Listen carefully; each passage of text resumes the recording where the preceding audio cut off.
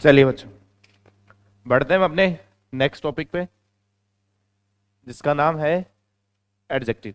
ठीक है, देखो सुनना।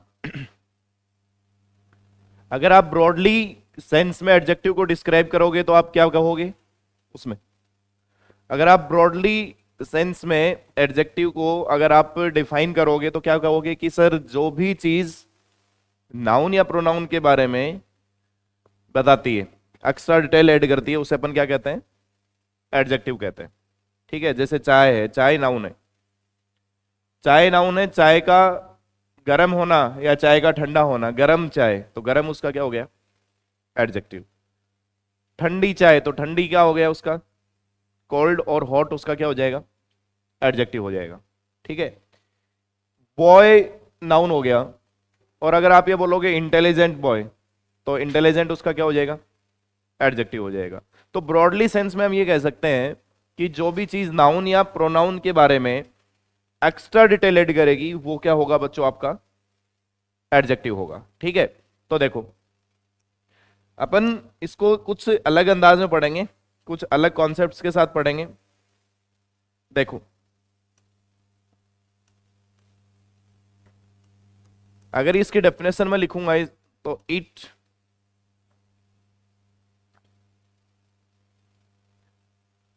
Describe N noun describes and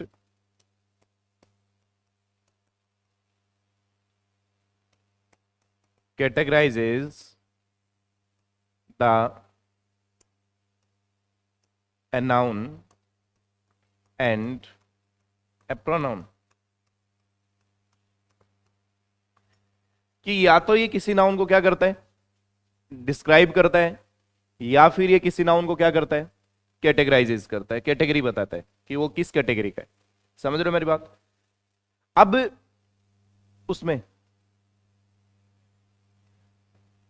चलो, ठीक है, it describes and categorises a noun and A pronoun. ये क्या करेगा? किसी भी नाउन को डिस्क्राइब करेगा या कैटेगराइजेस करेगा, कैटेगरी बताएगा उसको। ठीक है, उसे अपन क्या कहेंगे? एडजेक्टिव कहेंगे। ठीक है, अब जैसे मैं दो सवाल लिख रहा हूं आप लोगों के सामने। एक मन ने कहा कमल इज ए टॉल बॉय। एक तो मैंने लिख दिया। ठीक है, अब एक मैंने लिख दिया they called Kamal who is a tall boy. ये दो एग्जाम्पल लिखे मैंने। अब इन दोनों बातों को जब आप ध्यान से देखोगे तो पहले में ये जो टॉल है वो एडजेक्टिव है कि नहीं है? ये टॉल एडजेक्टिव है कि नहीं है? और ये बॉय नाउन है या नहीं है ना? ये नाउन है और टॉल इसका क्या है? एडजेक्टिव है। तो ये जो एडजेक्टिव है वो इस बॉय को क्या कर रहा है बच्चों?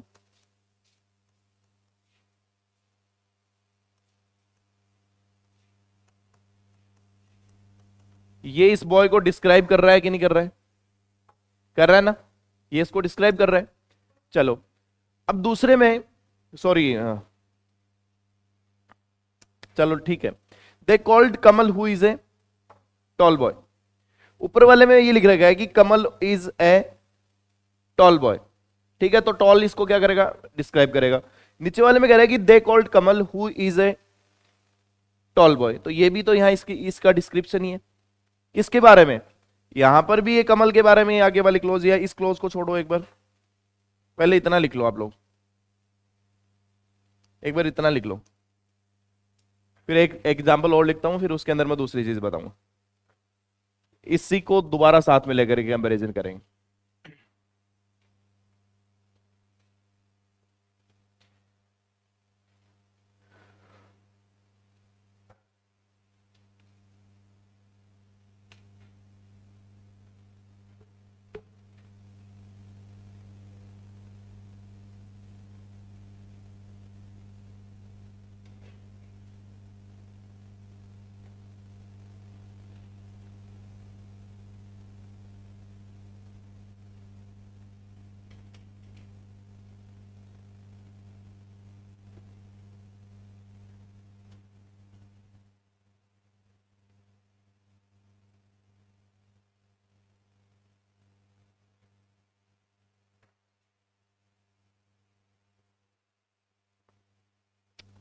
लिख लिया।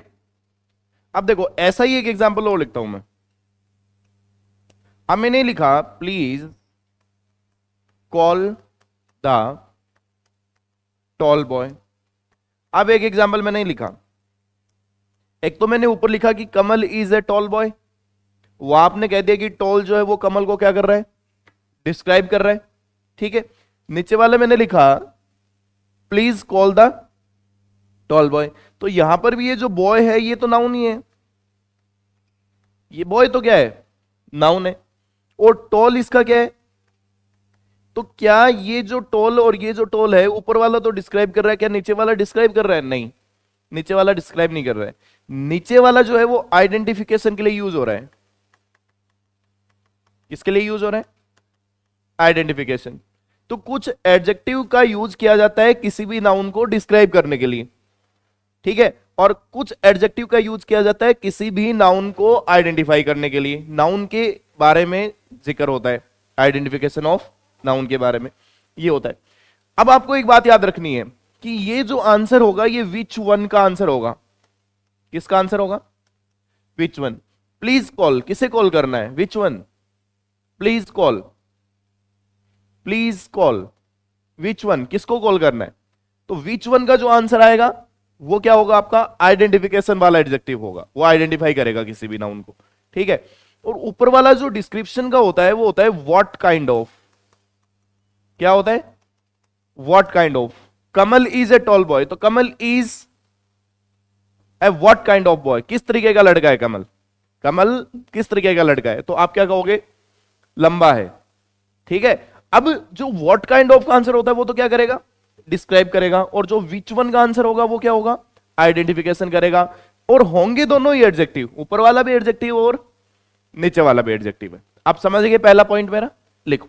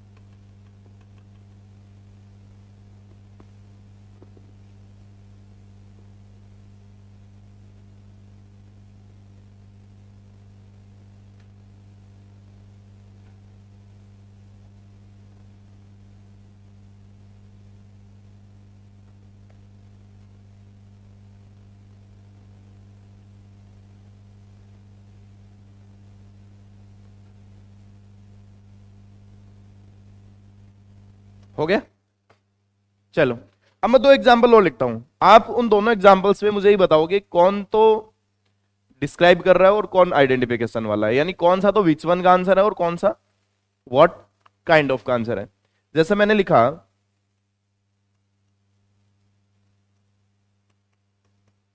The boy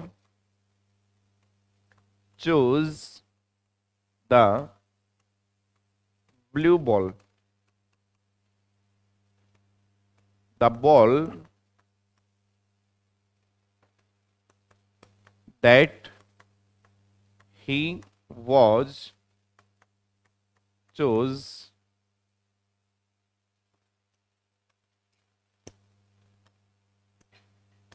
is blue। चलो पहले तो इसमें एडजेक्टिव है कौन कौन सा, तो आप बताओगे सर ऊपर वाले में तो ब्लू और नीचे वाले में भी ब्लू ही है। ठीक है, ऊपर वाले में जैसे आप बात करोगे the boy choose the blue ball, which one का आंसर है या व्हाट काइंड ऑफ का। नीचे वाला है the ball that he was choose is blue.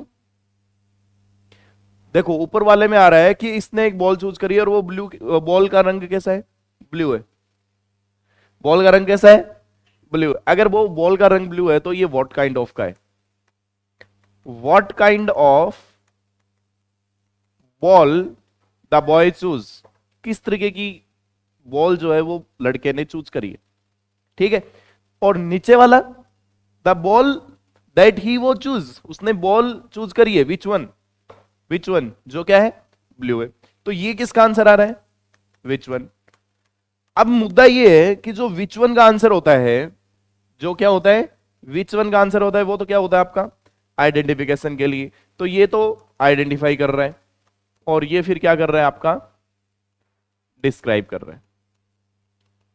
तो या तो कोई एडजेक्टिव किसी नाउन को डिस्क्राइब करेगा, या फिर कोई एडजेक्टिव किसी नाउन को आइडेंटिफाई करेगा। समझ गए बात को, लिख लीजिए। तो विच वन और व्हाट काइंड ऑफ, दोनों का ही आंसर एडजेक्टिव होता है।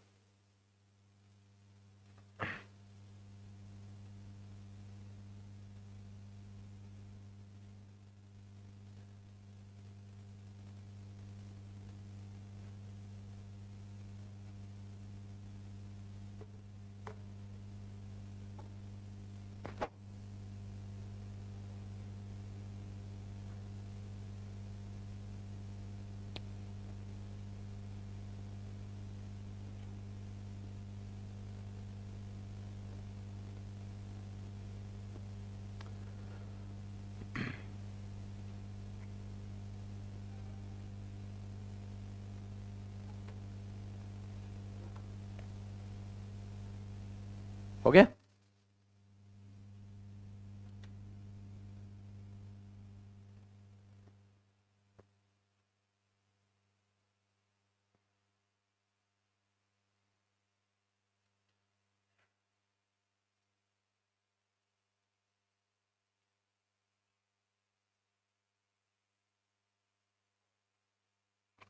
हो गया क्या, चलो अब दो एग्जांपल और लिखता हूं, उसमें बताना।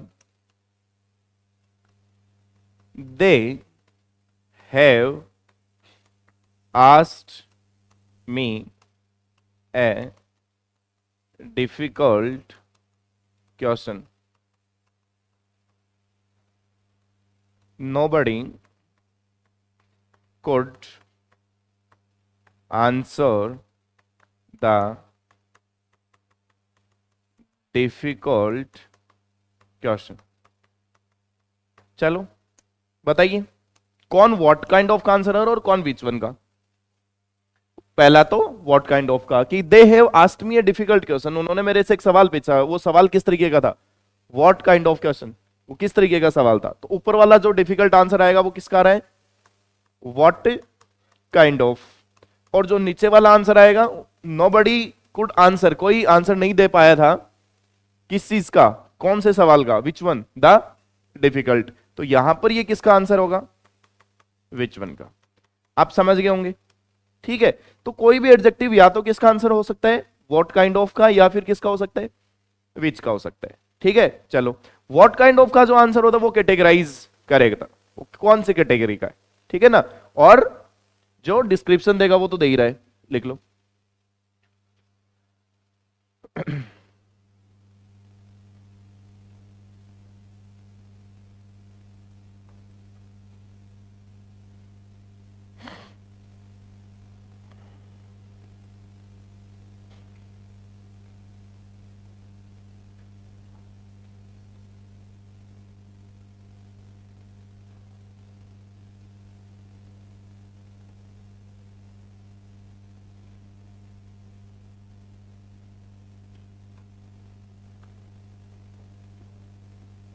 अरे टाइम से आया करो, अगर आपको परेशानी हो रही है तो फिर 10 बजे का टाइम कर देता हूँ, लेकिन फिर 10 बजे भी लेट आओगे तुम,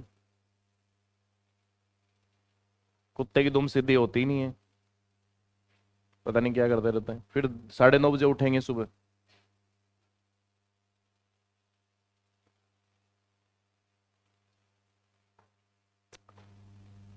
बढ़े आगे, अब देखो आगे। अब मैं दो एग्जाम्पल लिखता हूं, बच्चों को क्या है कि एक बात बच्चे रट लेते हैं बुरी तरीके से। He is a good boy,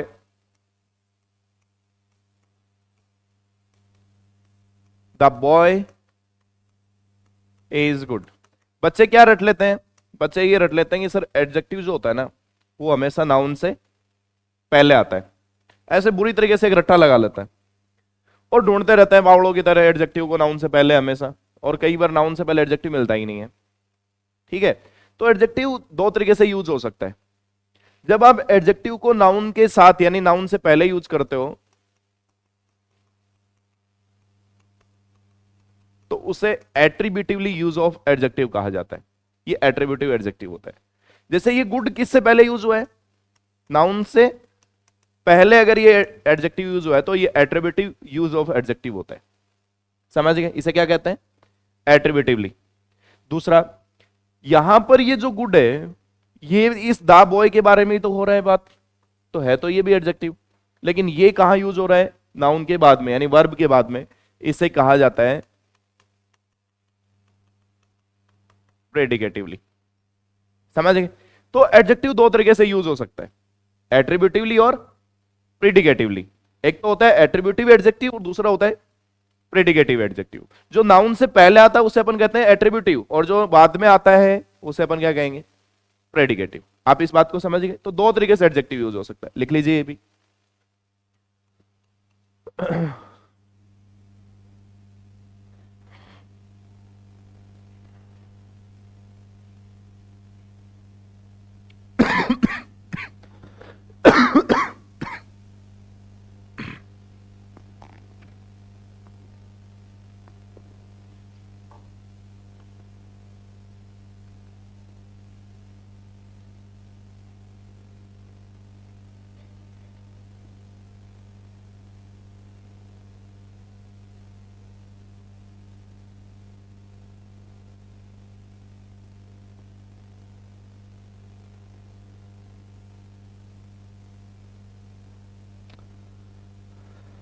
हो गया? चलो, जैसे मैंने एक सेंटेंस लिखा, it was a special day, the day was special. आप देखो ऊपर तो ये क्या हो गया? एट्रीब्यूटिव स्पेशल, ठीक है, और नीचे क्या हो जाएगा? प्रेडिकेटिव। ये आपका प्रेडिकेटिव हो जाएगा, लिख लो। तो जो पहले आएगा वो एट्रीब्यूटिव, जो बाद में आएगा वो प्रेडिकेटिव।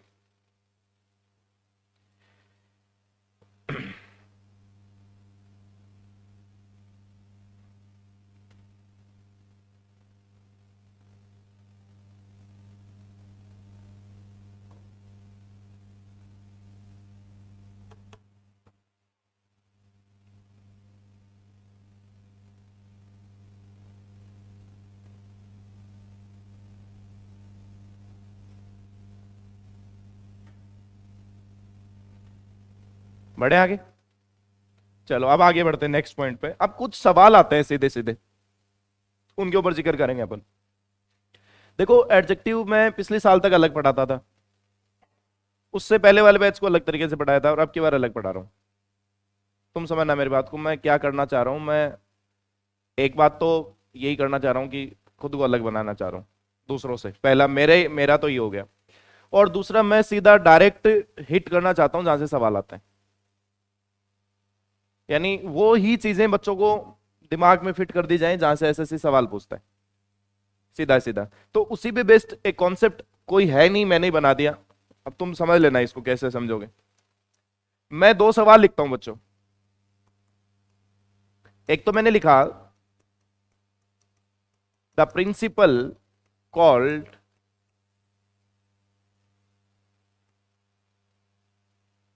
Parents concerned. एक मैंने लिखा,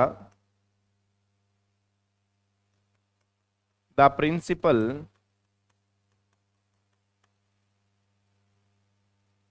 इन्फॉर्म्ड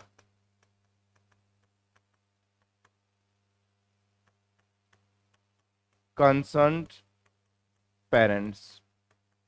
ये दोनों सवाल आप लोगों के सामने हैं बच्चों। आपको ये देखना है ये दोनों सही हैं या दोनों गलत हैं। आपको ये जिक्र करना है, आपको ये बात का पता करना है।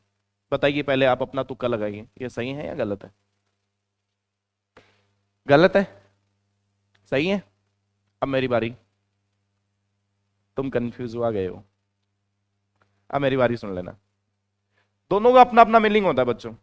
आपको ये बात सीखनी पड़ेगी, अगर आप ये लिखते हो पेरेंट्स कंसर्न्ड, और अगर आप ये लिखते हो कंसर्न्ड पेरेंट्स, तो दोनों का अलग अलग मीनिंग होता है बच्चों। इसका जो मतलब होता है ना कंसर्न्ड पेरेंट्स, इसका मतलब होता है वो पेरेंट्स वरीड हैं, चिंतित हैं। वो क्या है? चिंतित है। ठीक है।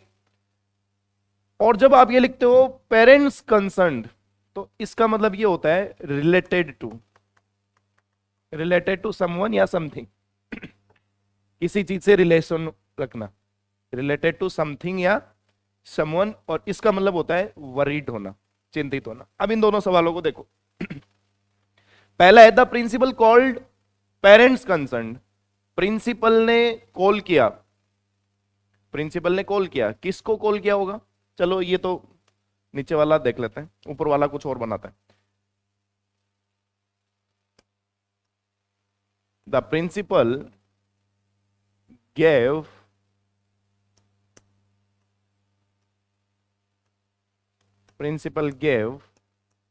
some advice to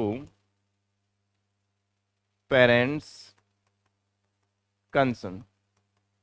अब देखो, अब फर्क साफ नजर आएगा दोनों में। पहला प्रिंसिपल ने दिया था कुछ एडवाइस, एडवाइस किसको देगा? चिंतित पेरेंट्स को ना, कि उनका मान लो बच्चा नालायक निकल गया, निकम्मा निकल गया, तो उनको उसने कुछ एडवाइस दी होगी कि बच्चे को कैसे ठीक करना है, कैसे सुधार करना है। तो यहां पर हमें चाहिए वरीड पेरेंट्स का मीनिंग। अगर वरीड पेरेंट्स का मीनिंग चाहिए तो कंसर्न किधर आएगा? कंसर्न पेरेंट्स होना चाहिए, पेरेंट्स कंसर्न होना गलत हो जाएगा। कंसर्न को कहां लिखोगे? पेरेंट्स से पहले। दूसरा था प्रिंसिपल इन्फॉर्म, इन्फॉर्म किया, प्रिंसिपल ने इन्फॉर्म किया, किसको इन्फॉर्म किया? जो रिलेटेड पेरेंट्स हैं उस बच्चे से। भाई इन्फॉर्म करने का काम तो रिलेटेड, जो रिलेटेड चीज होती है उसी के लिए तो होगा ना। तो आपको यहां क्या लिखना चाहिए? Parents concern. कंसर्न को आप कहां लिखोगे? बाद में लिखोगे। तो इस तरीके से आपसे सवाल पूछा जाता है। जैसे एक सवाल आया था कंसर्न ऑफिसर का, और फिर मैंने वहां कहा था कि कंसर्न ऑफिसर के बाद में आएगा ऑफिसर कंसर्न, वो होगा। समझ गए बात को? लिखो। ये आपका पहला कॉन्सेप्ट, जहां से सीधे सवाल आता है। कभी कंसर्न पहले लिखा हुआ मिलेगा, कभी बाद में। तुम्हें पता करना कब पहले आएगा, कब बाद में आएगा।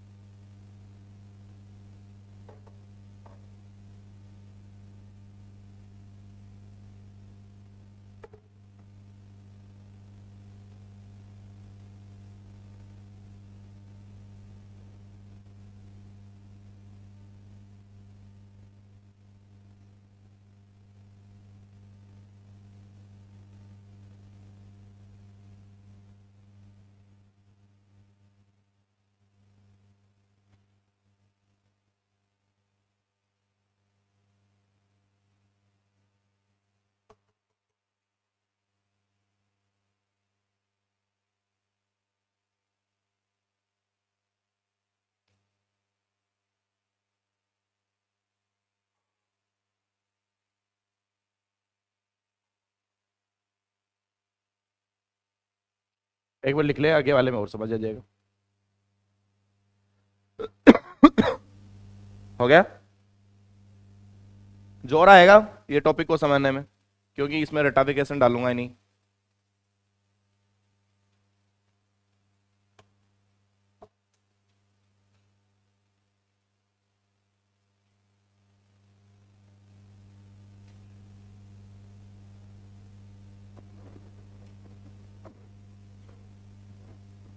बड़े, चलो दो सवाल और लिखता हूं।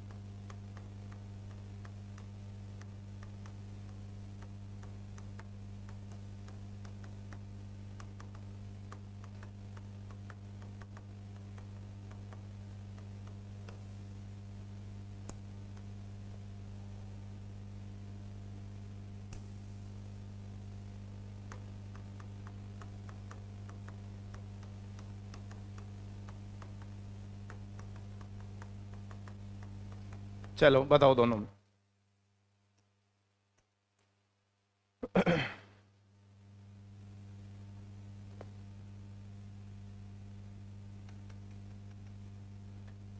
Do not interfere in anything, just focus on concern job. दूसरा, the main concern assured the safety of his child. बताइए। देखो, पहले में कह रहा है कि हर कहीं इंटरफेयर मत करो, ओनली फोकस करो योर रिलेटेड जॉब पे, जिससे आप संबंधित हो, उसके ऊपर फोकस करिए।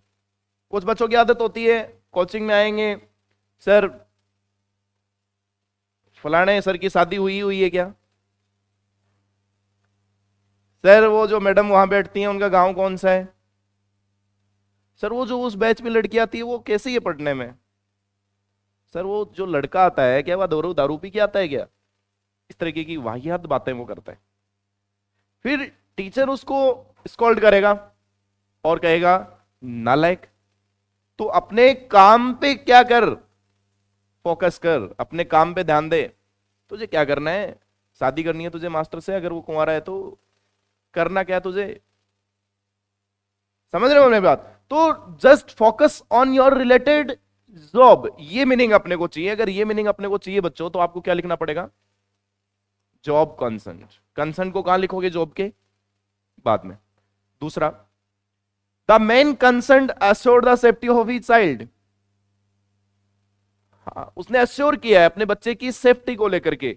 तो वो आदमी कैसा था, चिंतित आदमी था, वर्रिड मैन था। तो यहां आपको कहां लिखना पड़ेगा कंसर्न को, इधर, द कंसर्न मैन। इस तरीके से इनसे सवाल पूछे जाता है। बच्चों समझ गए, लिख लीजिए।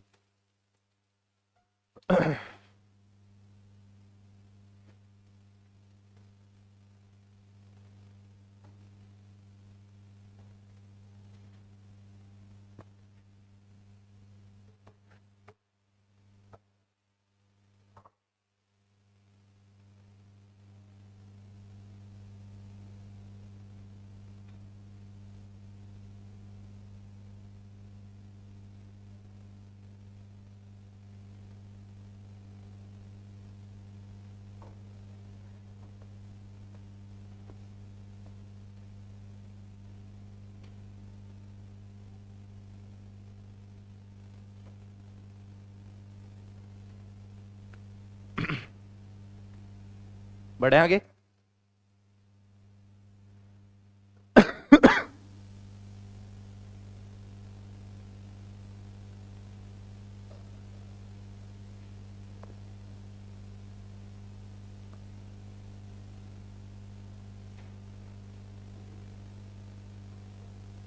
बढ़ जाए, next concept.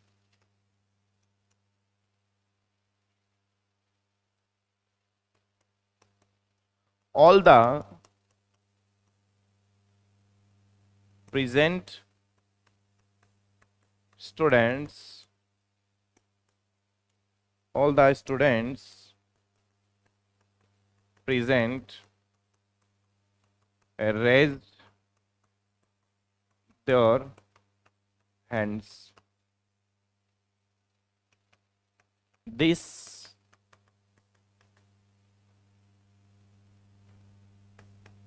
facility is for only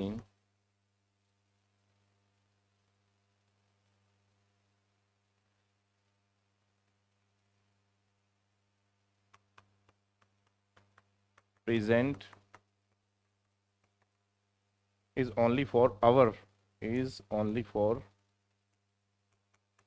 our present students। बताओ बच्चों, दोनों सही हैं या दोनों गलत हैं, बताइए।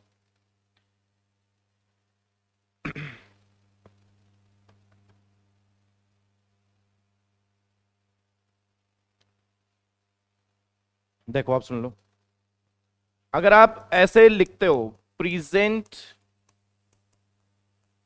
स्टूडेंट्स, या स्टूडेंट्स से अच्छा यहां समझाने के लिए मैं लिख देता हूं present MPs, present MPs. Present MPs का मतलब जो करंट में मेंबर ऑफ पार्लियामेंट है, अभी वर्तमान में, एमपी तो पहले भी रहे होंगे, लेकिन प्रेजेंट एमपीज का मतलब जो करंट में जो एमपीज है वो होता है। और एमपीज प्रेजेंट अगर आप लिखते हो तो इसका मतलब होता है आप अटेंडिंग के लिए यूज कर रहे हो। किसके लिए यूज कर रहे हो? अटेंडिंग के लिए। अटेंडिंग का मतलब अटेंडेंस के लिए, समझ गए? जैसे all the students present raise their hands. अगर मैं ये सवाल बोल रहा हूं कि जितने भी स्टूडेंट यहां प्रेजेंट है अपने हाथ को ऊपर उठाइए, तो मैं किसके बारे में बात कर रहा हूं? क्या मैं करंट स्टूडेंट के बारे में बात कर रहा हूं या फिर उनका मैं कुछ अटेंडेंस वगैरह लेना चाह रहा हूं? तो अगर मुझे अटेंडेंस लेना है बच्चों, तो फिर मुझे क्या लिखना पड़ेगा? स्टूडेंट्स प्रेजेंट लिखना पड़ेगा। ये मतलब है इस बात का, ठीक है ना? ये सही है, यही लिख रहे क्या? Students present. लेकिन नीचे वाला, this facility is for our for only for our present students. इसका मतलब ये जो फैसिलिटी है ये सिर्फ जो हमारे पास करंट में जो विद्यार्थी हैं उन्हीं के लिए। तो फिर हमें क्या लिखना है? प्रेजेंट एमपीज, यानी प्रेजेंट। तो ये भी क्या है? सही। अगर मैं इनको उल्टा कर देता, अगर इनको उल्टा मतलब तुम्हारे को सवाल में दे देता प्रेजेंट स्टूडेंट्स, तो गलत होता। क्या दे देता? प्रेजेंट स्टूडेंट्स, और इसमें स्टूडेंट्स प्रेजेंट देता तो फिर गलत हो जाता। इस तरीके से वाहियात बना करके तुम्हें एग्जाम में सवाल देगा। कर पाओगे? लिख लीजिए।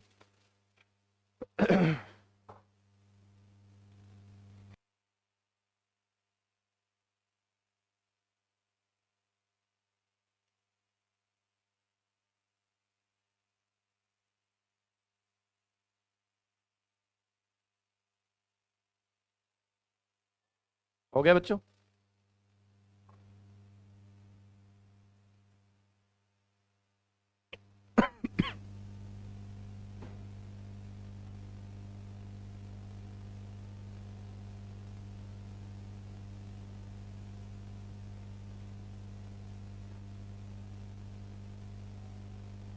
बढ़े आगे? अब दो सवाल उनको करना।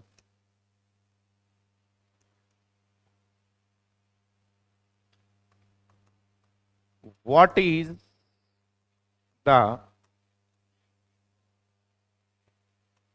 To solve these questions?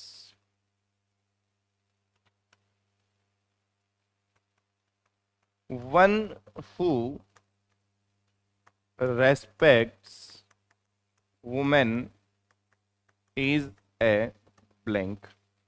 बच्चों दो ऑप्शन देता हूं, इसमें भी दो देता हूं, नीचे वाले में भी। एक तो मैंने लिख दिया प्रॉपर मेथड और मेथड प्रॉपर। नीचे वाले में मैंने लिख दिया प्रॉपर मैन और मैन प्रॉपर। चलिए बताइए क्या करोगे? ए बी है ना? चलो अच्छा आंसर है, शानदार आंसर है, एकदम सही है। देखो बच्चों, आपको ये ध्यान रखना चाहिए कि प्रॉपर मैन का जो मतलब होता है ना, और मैन प्रॉपर, दोनों में फर्क है। ये आप मैन की जगह क्वेश्चन भी लिख सकते हो, मेथड भी लिख सकते हो, मतलब कोई भी नाउन आप यूज कर सकते हो, ठीक है? तो नीचे वाला जो मैन प्रॉपर मैंने लिखा है, इसका मतलब होता है रियल, या आप कैसे बोलोगे इसको, जेन्युइन। ये लिख लो, जेन्युइन ज्यादा सही रहेगा, जेन्युइन, ठीक है ना? असली मर्द, ये मतलब होता है। जिसको तुम बोल रहे हो ना असली मर्द, असली मर्द दाढ़ी बढ़ाने से, बॉडी बनाने से, कर्ड में रहना वो होता है जो महिलाओं की क्या करता है? रेस्पेक्ट करता है। और जो प्रॉपर मैन होता है वो किसी भी काम को करने के लिए जो परफेक्ट आदमी या कोई परफेक्ट जो मेथड होता है उसको कहा जाता है। समझ गए ना? परफेक्ट, प्रॉपर आइडिया क्या है इस काम को करने के लिए, प्रॉपर मेथड क्या है इस सवाल को सॉल्व करने के लिए, वो मतलब होता है। तो ऊपर वाले में तो क्या कर दोगे? What is the proper method. और नीचे वाले में क्या कर दोगे? One who respect women is a man proper, ये सही होगा, लिख लीजिए। सीधे सवाल आते हैं बच्चों इनसे, डायरेक्ट हिट एकदम से।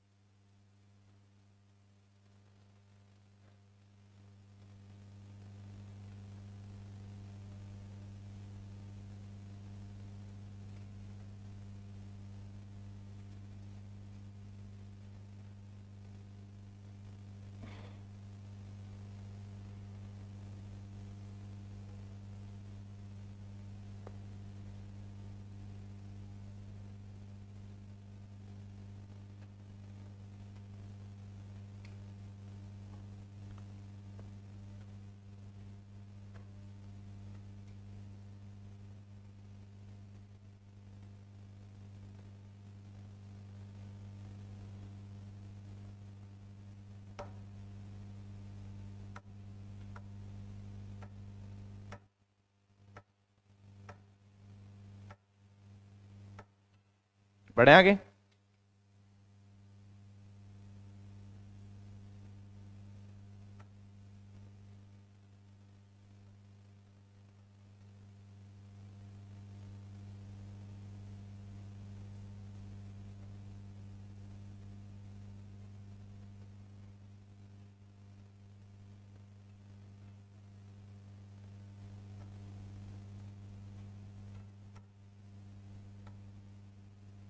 बढ़े, चलो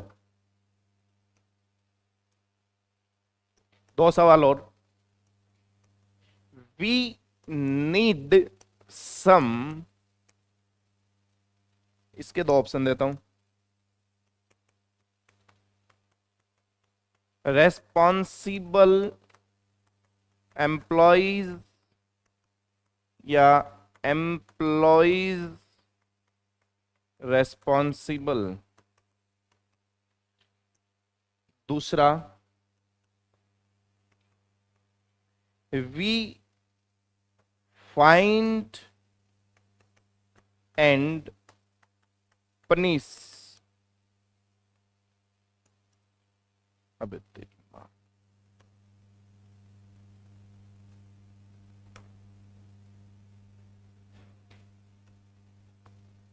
इसका पहला option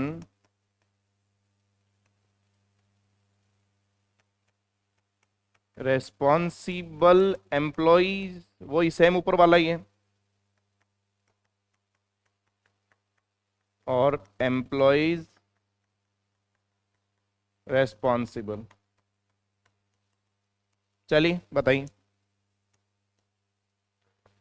A B. Very good. देखो बच्चों, अगर आप ये लिखते हो रेस्पॉन्सिबल मेंबर या एम्प्लॉयज, जो भी इसके आगे नाउन लिखोगे, तो उसका मतलब क्या होता है, जो रेस्पॉन्सिबल होता है, जो अच्छा होता है, वाहियात नहीं होता, जो रेस्पॉन्सिबिलिटी लेता है, ठीक है। और एम्प्लॉयज रेस्पॉन्सिबल लिखोगे आप, इसका मतलब होता है गिल्टी। मतलब एक तो जिम्मेदार आदमी, और एक इस गलती के लिए कौन जिम्मेदार है, ये वाला आदमी। अरे दोनों जिम्मेदार है ना। एक तो जिम्मेदार जो बारात में साफा बांध के गाड़ियों को सीधा करवाता है, वो वाला रेस्पॉन्सिबल, ठीक है। और एक वो आदमी जो बारात में दारू दूरू पी के और अपनी गाड़ी को पता नहीं कहां खड़ा कर देता है और उसकी वजह से जाम लग जाता है। फूफा जी या मामा जी, मामा जी, इसका मामा कंस है फिर, फूफा तो बदनाम हो रहा है बेचारा। एक वो वाला, तो एक तो नेगेटिव रेस्पॉन्सिबल, और एक तो ऊपर वाले में तो क्या करोगे, रेस्पॉन्सिबल एम्प्लॉयज, और इसमें क्या आ जाएगा, एम्प्लॉयज रेस्पॉन्सिबल। ये सही जवाब होगा, लिख लो।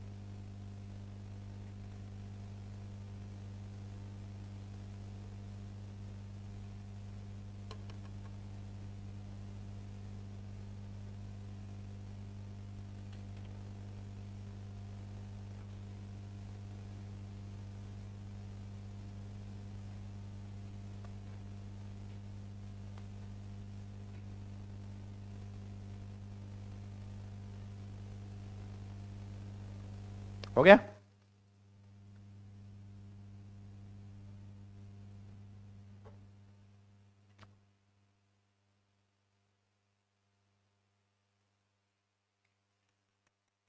हो गया? चलो नेक्स्ट, दो सवाल। States agencies refer blank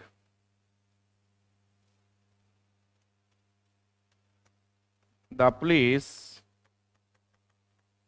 will interrogate blank। ऊपर वाले के दो option, involved cases, cases involved, involved person, person involved. बताओ।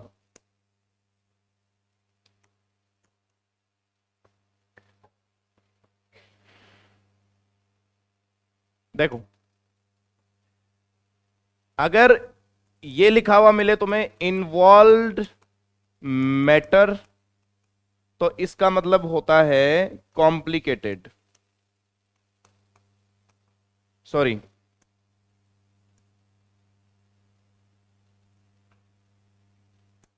ये लिखो, एक तो हो गया इन्वॉल्व मैटर और एक हो जाएगा मैटर इन्वॉल्व्ड।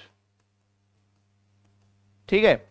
अगर आप ये लिखते हो पहला, जैसे state agencies refer involved cases या केसेस इन्वॉल्व, तो इसका आंसर होगा इन्वॉल्व्ड केसेस। इसका मतलब ऊपर जो तुमने लिखा है इन्वॉल्व्ड मैटर, इसका मतलब क्या हो जाएगा? Related to. क्या हो जाएगा? सॉरी, कॉम्प्लिकेटेड, उल्टा बोल रहा हूं मैं, कॉम्प्लिकेटेड।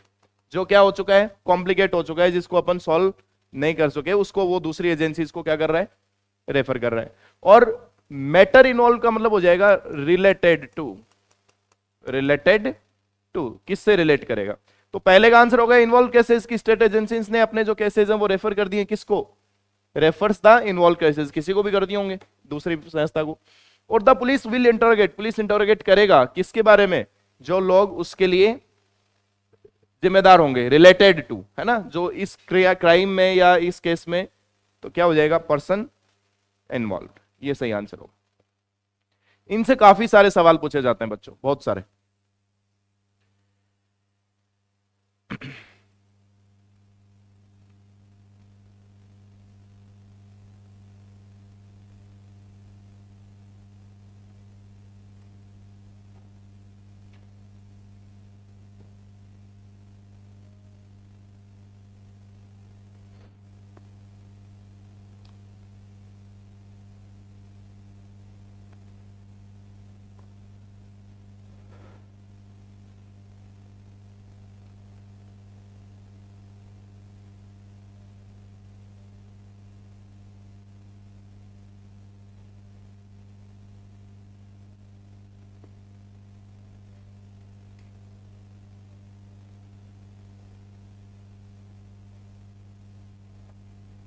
हो गया? बढ़ जाए आगे।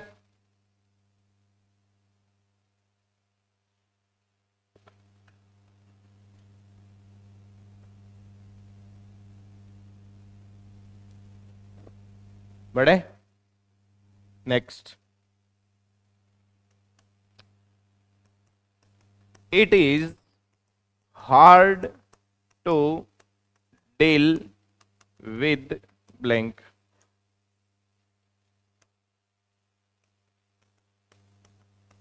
opposite people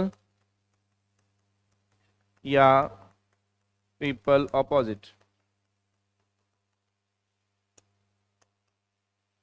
do you know blank?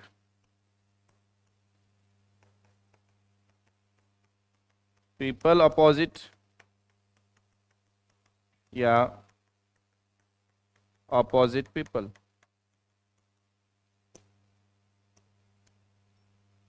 बताइए क्या होगा?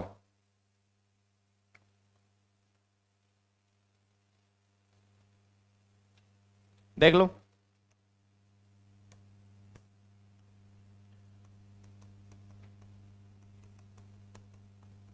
अपोजिट पीपल का मतलब होता है